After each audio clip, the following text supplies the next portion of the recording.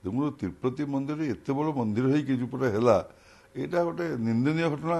ସାରା ସଂସାର ପାଇଁ ଏଇଟା ନିନ୍ଦନୀୟ ଘଟଣା। କିନ୍ତୁ ଆମ ଜଗନ୍ନାଥ ମନ୍ଦିରରେ ଆମେ ସବୁବେଳେ ମହାପ୍ରଭୁ ଚାହିଁବୁ ଭଲ ଘିଅରେ ଭଲ ଜିନିଷ ମହାପ୍ରଭୁ ହଉ, ଭଲ ଭଲ ଚାଉଳ ଭଲ ଘିଅ ସବୁ ହଏ। କିନ୍ତୁ ଆଜିକାଲି ଯୋଉ ପ୍ରକାର ଡୁପ୍ଲିକେଟ୍ ଜିନିଷ ବାହାରିଲାଣି ଲୋକଙ୍କ ମନରେ, ଭକ୍ତଙ୍କ ମନରେ, ଶ୍ରଦ୍ଧାଳୁଙ୍କ ମନରେ ସନ୍ଦେହ ଜାତ ହେଉଛି।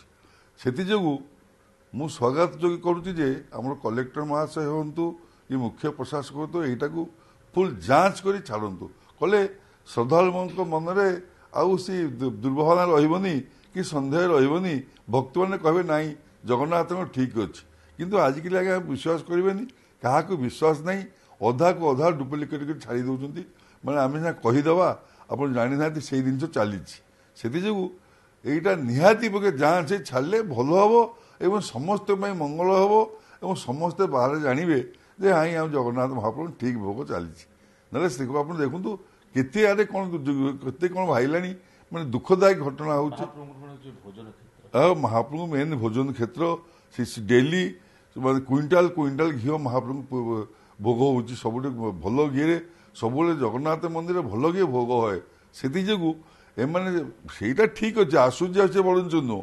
କିନ୍ତୁ ଯେଉଁ ଜିନିଷ ଅପପ୍ରଚାର ଚାଲିଛି, ଯେଉଁ ସତକୁ ସତ ଅଧାକୁ ଅଧା ଆପଣ ଡୁପ୍ଲିକେଟ୍ ଜିନିଷ ଛାଡ଼ି ଦେଉଛନ୍ତି ଷ୍ଟାମ୍ପ ମାରିକିରି, ସେଇଟା ଯାଞ୍ଚ ହେଲେ ବହୁତ ବଢ଼ିଆ ହେବ, ଭଲ ହେବ ଏବଂ ଏଇଟା ସ୍ୱାଗତ ଯୋଗ୍ୟ ଯାଞ୍ଚ ହଉ।